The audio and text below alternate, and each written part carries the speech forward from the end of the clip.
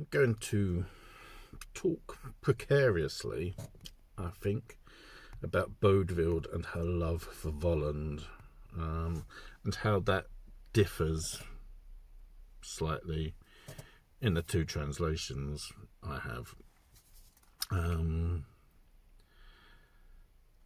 Both the Larrington and the Crawford translations point out quite clearly that Bodvild laments, is crying over the departure of Volund as her lover when he escapes.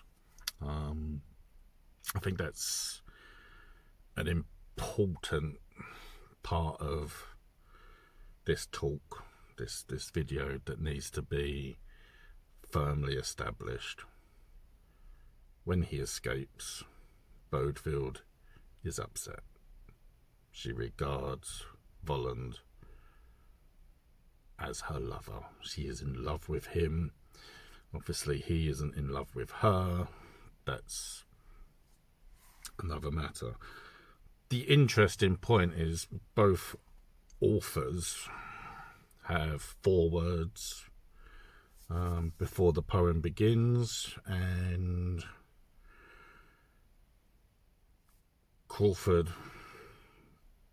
says it plainly that he regards Volund's acts of revenge to be the murder of Nidard's two sons and the rape of Bodvild.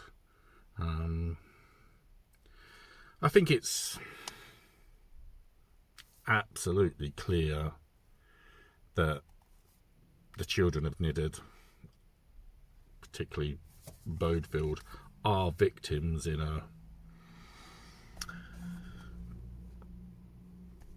the schemes between Volund and Nidard. But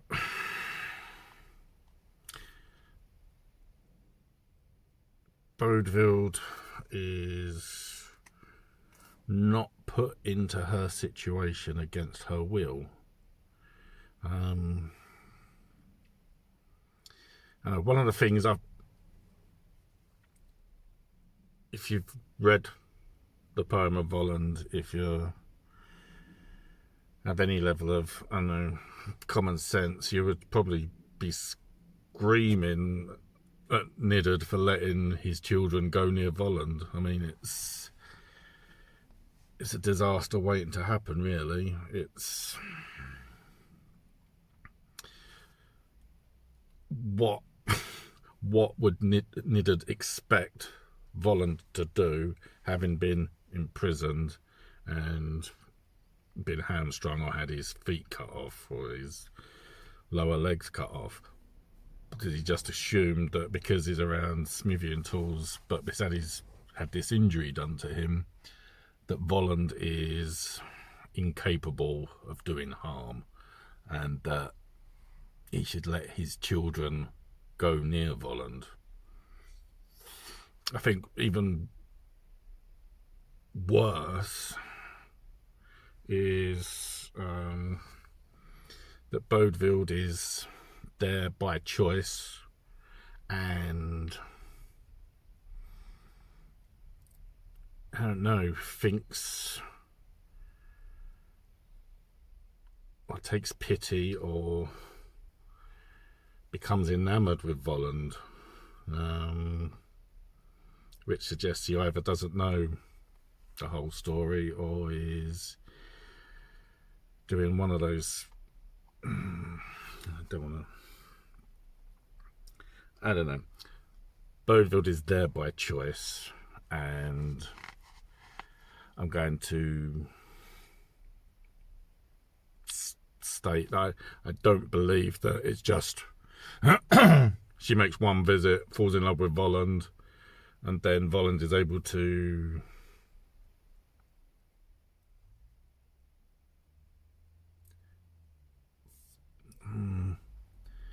encourage Bodvild to drop her defences and to engage in sexual activity.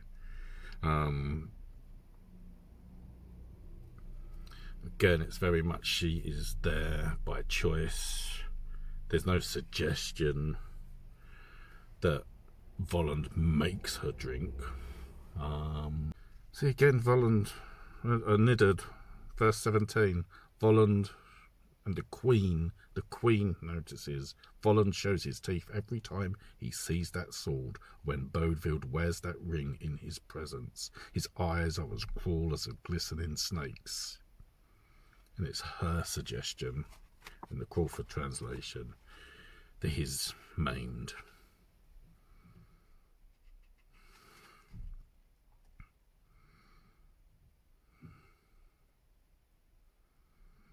I mean, he gave her beer, he could easily outdrink her. And finally she sat in his chair and she slept. There's a kind of a fade to black thing.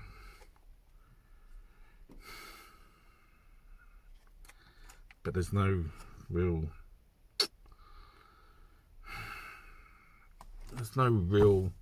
description of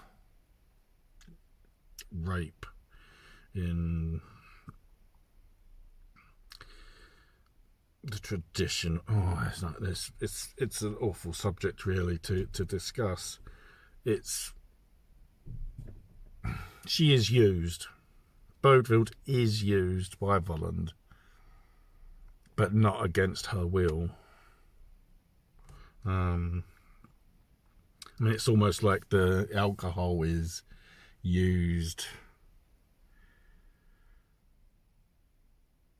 by Bodvild when she is confronted by Nidad, her father. It's after Volund has escaped.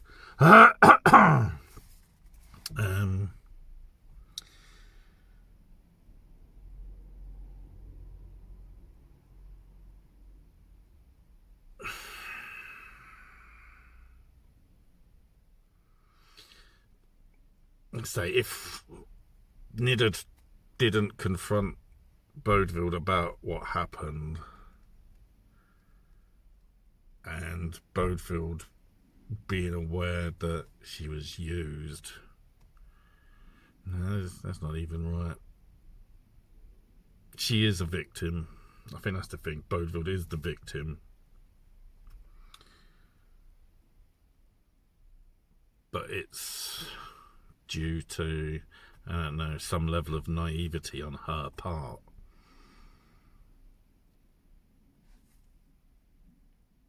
There's no regret on her part until Volund has escaped.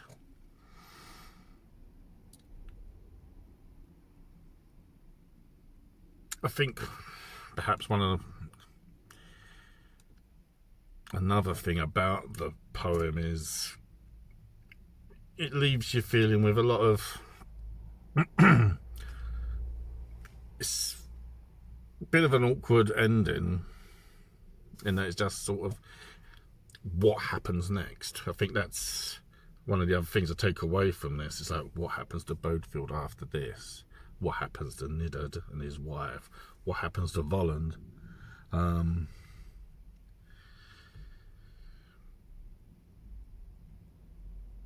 Perhaps that's one of the things that storytellers in the old times would create in telling the story. While it seems it has a awkward ending around the hearth, the fire, the entertainment of the story being told. If you finish on that point, what then follows?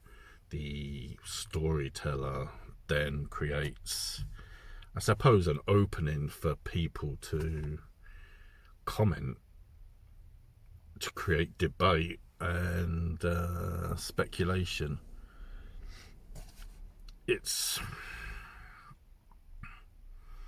And I suppose that's probably something that, regardless of when the tale is told, there will always be speculation, varying levels of speculation, as and when the tale is told.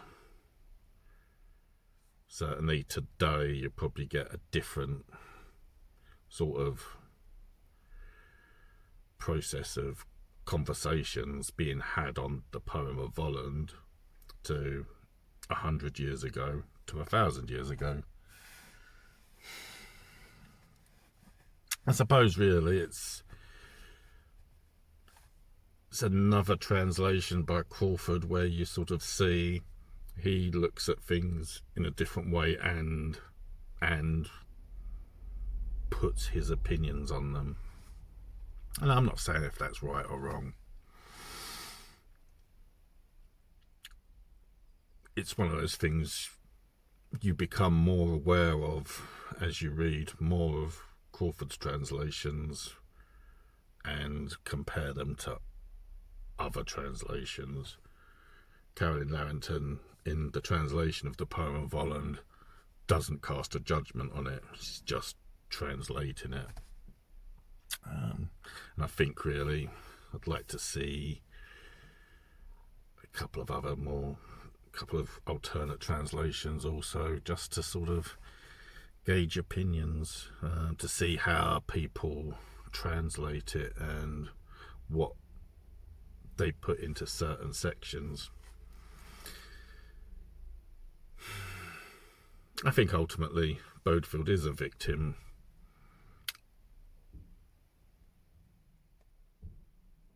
all ways about it. She is a victim of her own upbringing. She's failed by her mother and father. She's failed by Volund. She fails herself, and her being naive to put herself in the situation she puts herself in. Ultimately, we don't have any greater background on her to suggest that, for all we know, Volund might have been her first love, and in being her first love, she is callously misled, and learns some hard lessons once he's escaped. I say it is very much, as I made the video yesterday, Volund extracts a dark revenge for wrongs done to him, and I think also, again, there's room for speculation. Does he go too far? Is it a bit too much? He extracts his revenge against Nidad and Nidad's wife, and targeting the children. That's dark. It's definitely dark. I mean,